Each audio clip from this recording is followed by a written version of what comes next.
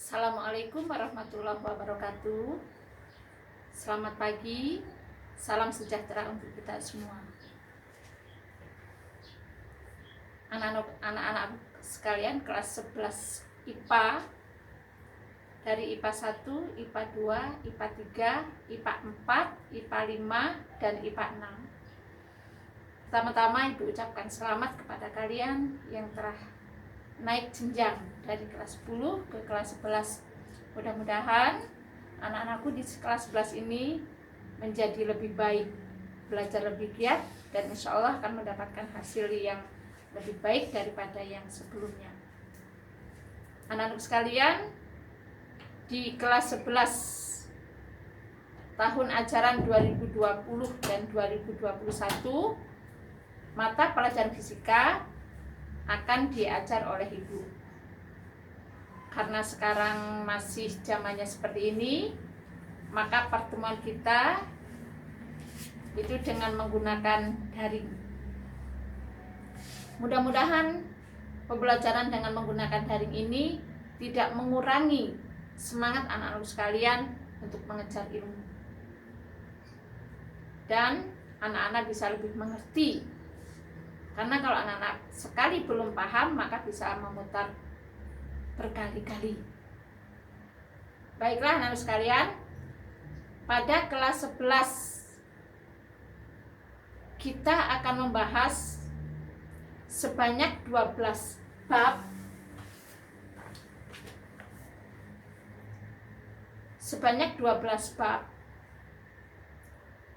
Dan semester 1 kita akan membahas 7 bab.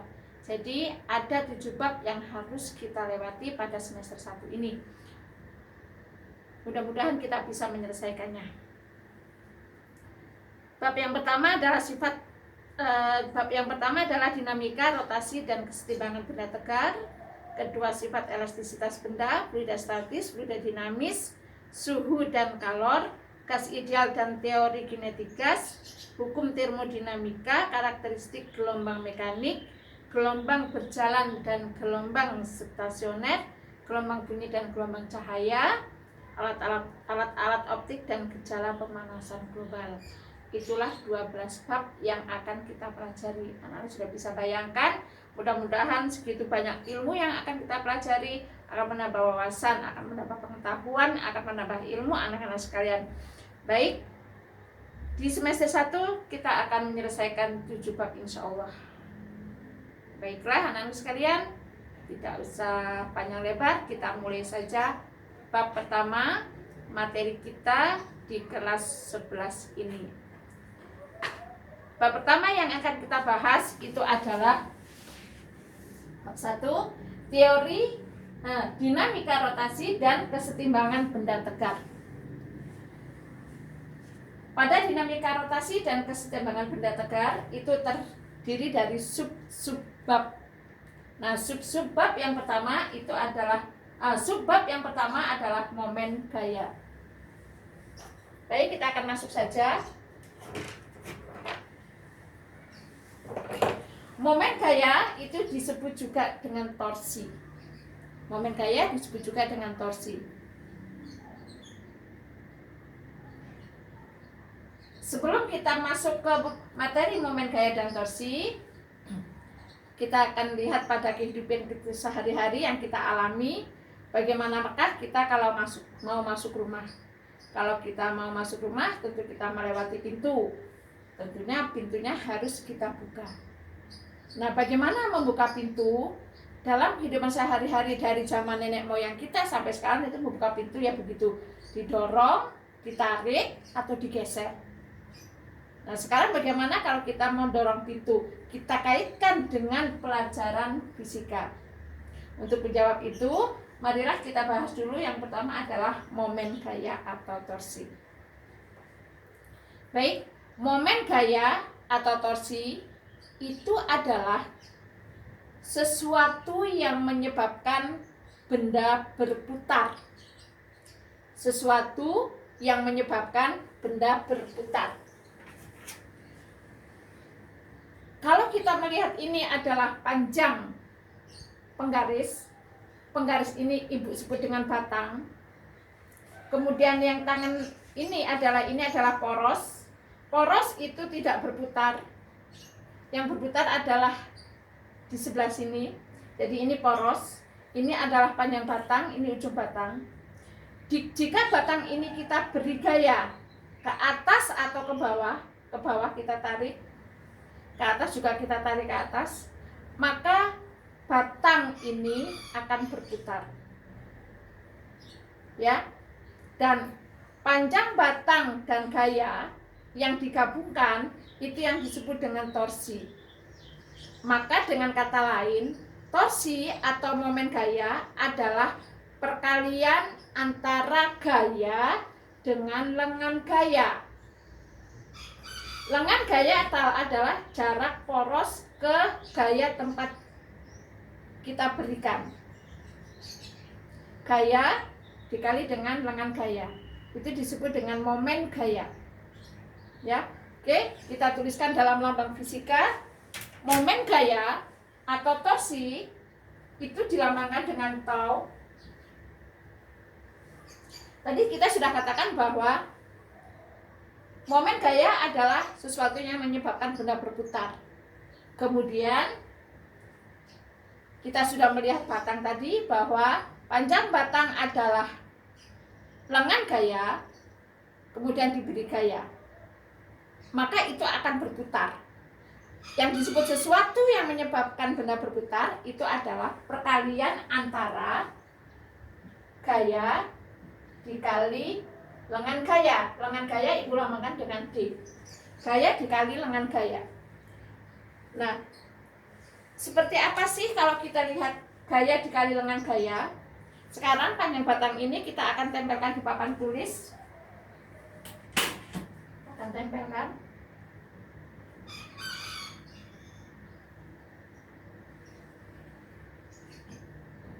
Lengan ini adalah batang ibu beri garis 2. Nah, silakan nanti diikuti cara menggambarnya.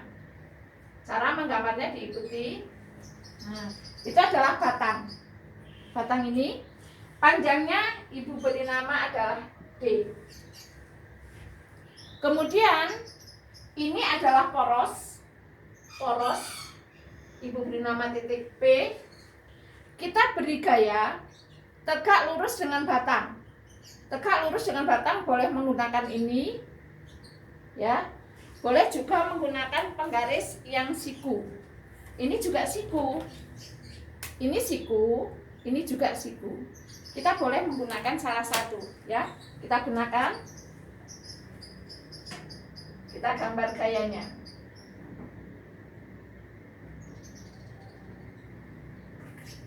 Beri tanda panah, kemudian beri lambangnya adalah gaya F. Berapa momen gaya yang bekerja pada batang ini? Berapa momen gaya di P? Jadi momen gaya di P. Berapa momen gaya di P yang bekerja pada batang ini? Momen gaya di P sesuai dengan definisi bahwa momen gaya adalah gaya dikali lengan gaya. Maka momen gaya di P itu adalah gaya dikali lengan gaya. Ini ingat, ini adalah tegak lurus. Nah, tegak lurus. Ya.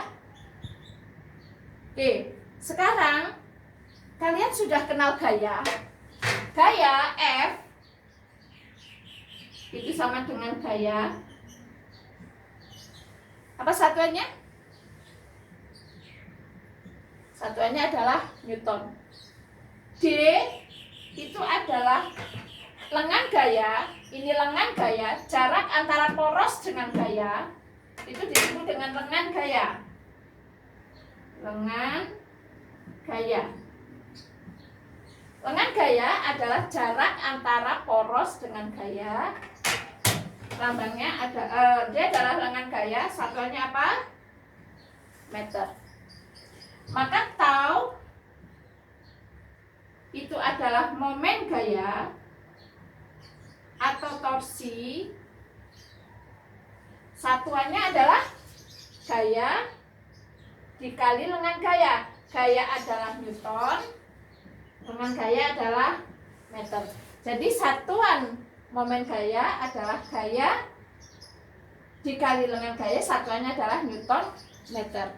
Yuk, coba kamu tuliskan apa dimensi dari momen gaya. Silahkan dituliskan sendiri di buku catatan kamu. Ya, gaya dan dikali lengan gaya, apa dimensinya? Jadi sekarang yang harus kamu tuliskan adalah dimensi torsi. Silahkan tuliskan dimensi torsi. Baik, ini adalah momen gaya. Kemudian bagaimana jika gayanya kita letakkan di tengah-tengah panjang batang? Gaya kita letakkan di tengah-tengah panjang batang. Dari P sampai ujung batang kita letakkan di tengah-tengah. Ini adalah gaya. Masih gaya yang tegak lurus. Masih gaya yang tegak lurus. Ibu sebut dengan F, aksen. Nah, tengah-tengah gaya berarti ini adalah setengah D. Dengan demikian ini juga setengah D. Berapa momen gaya yang disebabkan oleh gaya F aksen? Momen gaya yang disebabkan oleh gaya F aksen kita sebut dengan tau aksen. Tau aksen sama dengan gaya dikali lengan gaya. Gayanya adalah F aksen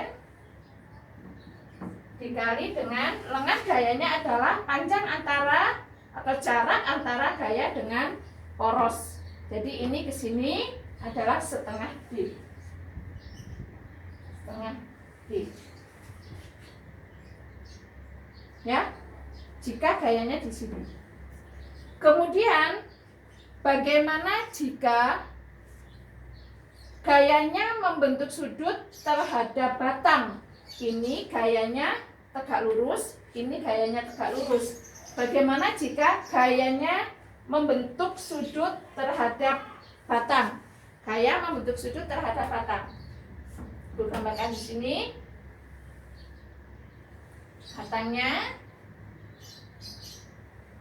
Batangnya kita buat garis 2.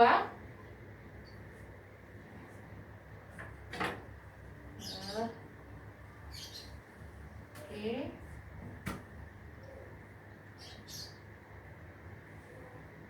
Buat batangnya. Ini adalah P.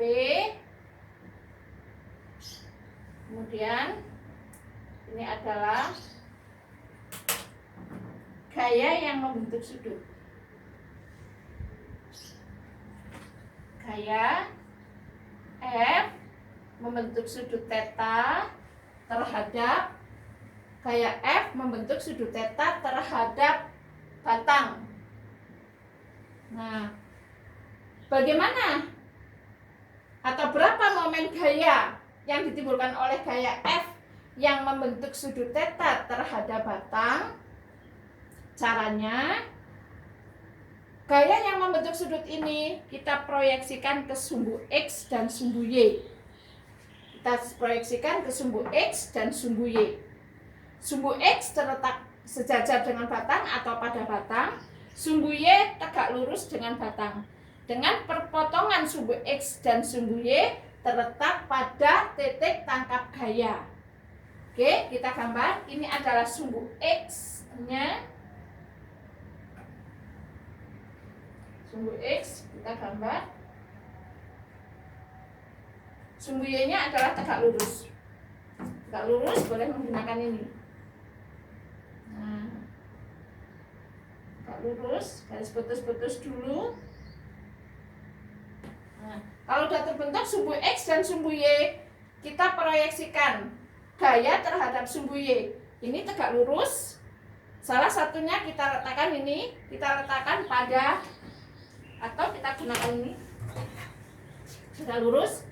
Salah satunya pada sumbu Y dan salah satunya pada ujung gaya. Pada sumbu Y ini, pada sumbu Y. Kemudian ini pada ujung gaya. Ya, ini pada sumbu Y. Ini pada ujung gaya. Kita buat garis putus-putus dulu Di sini ada perpotongan. Ada perpotongan, kita buat garis penuh. Garis penuh. Garis penuh. Ini karena ini pada sumbu Y, kita beri nama FY. Kita beri tanda panah, kita beri nama FY. Kemudian ke sumbu X sama. Ini letakkan pada sumbu X. Kemudian salah satunya, yang lainnya ini kita letakkan pada ujung gaya. Buat garis penuh, beri tanda panah F X. Oke, kalau kita lihat ini batang, kita lihat batang, ini batang, ini membentuk sudut. Sumbu Y-nya itu yang ini, sumbu X-nya ke sini. Jadi sumbu X berada pada batang, arahnya menuju poros. Kalau ini kita tekan, kita dorong ke arah sumbu poros, maka batang tidak berputar. Berarti FY itu tidak menyebabkan batang berputar. Maka FY tidak menyebabkan momen. Momennya sama dengan 0 karena tidak menyebabkan benda berputar. Kemudian FY-nya itu menyebabkan benda berputar. Jadi di sini yang menyebabkan benda berputar adalah FY.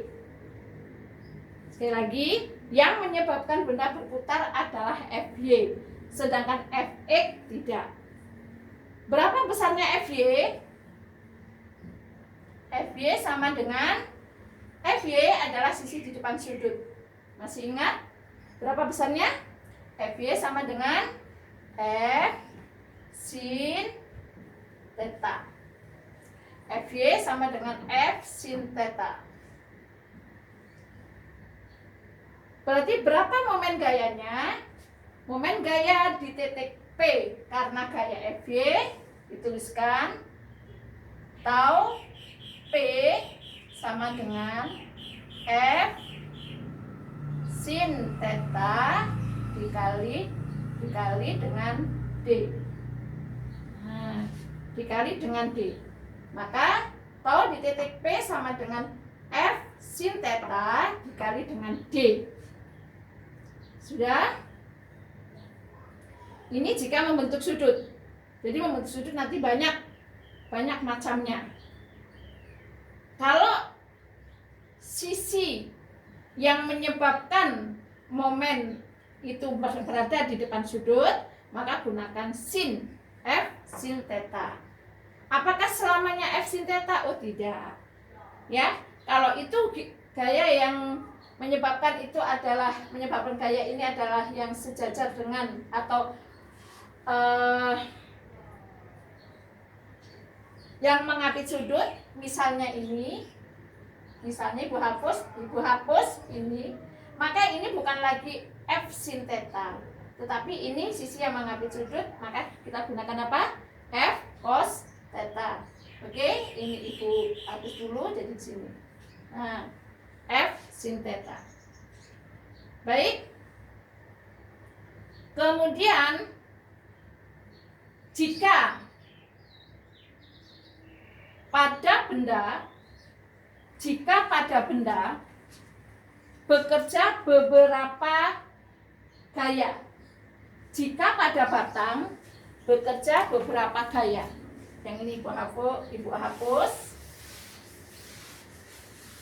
Oke, gambarnya ibu masih menggunakan ini. Jika pada benda bekerja beberapa gaya. Misalnya gambar yang ini masih ibu gunakan. Di sini ibu tambahkan gaya yang membentuk sudut. Panjang batangnya adalah D. Bekerja gaya F1, F aksen. Yang berikutnya adalah F aksen 2. F aksen 2. Ini F aksen 2. Ya, ini membentuk sudut theta. Sekarang gaya F2 aksen ini membentuk sudut terhadap batang. F gaya yang membentuk sudut ini kita sebut saja F aksen 2. F aksen 2 kita proyeksikan, atau F aksen 2 ini berjarak 3/4 D. Jadi ini ke sini adalah 1/4 D. Maka dari P sampai ke gaya ini adalah 3/4 D. Gaya F aksen 2 ini membentuk sudut, kita proyeksikan ke sumbu X dan sumbu Y. Gaya yang berada pada sumbu X tidak menyebabkan momen, dan gaya yang menyebabkan momen adalah gaya yang berada pada sumbu Y. Kita proyeksikan ke sumbu Y. Kita buat sumbu Y-nya dulu, ini tegak lurus. Ini kita buat sumbu Y-nya di pangkal gaya F aksen 2. Kemudian memproyeksikannya, ini penggaris yang sisi yang ini kita taruh di sumbu Y, sisi yang ini untuk menghubungkan sumbu Y ke ujung gaya. Ke ujung gaya. Oke, kita tarik garisnya ini, kemudian kita buat garis penuh dari pangkal gaya ke perpotongan tadi. Ini kita beri tanda panah, kita beri nama F aksen 2Y. Berapa besarnya F aksen 2Y? F aksen 2Y sama dengan tadi kita sudah, berapa besarnya? F aksen 2 dikali sin theta. Untuk momen gaya, di titik P yang disebabkan oleh beberapa gaya, besarnya kita jumlahkan saja. Jika gaya yang diberikan pada batang menyebabkan batang berputar searah dengan perputaran jarum jam, maka momen gayanya berharga positif. Jadi kalau ini kita putar, kita tarik, kemudian tidak berputar searah dengan perputaran jarum jam, maka harga momennya positif. Jika kita tarik tetapi bergerak berlawanan dengan perputaran jarum jam, maka dia berharga negatif. Ingat, ini P-nya di sini ya, ini P-nya di sini. Apakah poros selalu di sini? Tidak. Poros juga bisa berpindah-pindah tergantung permintaan. Bolehkah di sini poros? Boleh. Ya, sebagai poros, tapi porosnya hanya satu. Kemudian oke, jadi kalau ini kita letakkan di sini, kalau diberi gaya F maka dia akan berputar ke sini. Ini perputarannya kemana? Searah dengan perputaran jarum jam. Kalau di sini sama, searah dengan perputaran jarum jam. Kalau di sini maka dia akan berputar berlawanan dengan perputaran jarum jam. Jadi berapa momen total di titik P? Kita tuliskan tau di titik P sama dengan tau itu adalah momen oleh gaya F ditambah tau aksen momen oleh gaya F aksen. Ini menyebabkan menyebabkan batang berputar berlawanan arah dengan perputaran jarum jam. Berarti harga momennya adalah negatif. Tau aksen 2. Nah, besarnya tau itu adalah F dikali D ditambah tau aksen adalah F aksen kali setengah D. Kemudian dikurangi F aksen 2 sin theta kali 3/4 D. Nah, jika F ada gayanya, D ada gayanya, dan theta ada gayanya, maka besar tau di titik P bisa dihitung. Nah, ini adalah penjelasan momen gaya. Momen gaya sampai sini. Kemudian di awal pembelajaran kita tadi bahwa bagaimana kalau kita mendorong pintu. Coba kamu amati, kamu dorong pintunya itu di D lebih jauh atau di D lebih dekat atau di poros.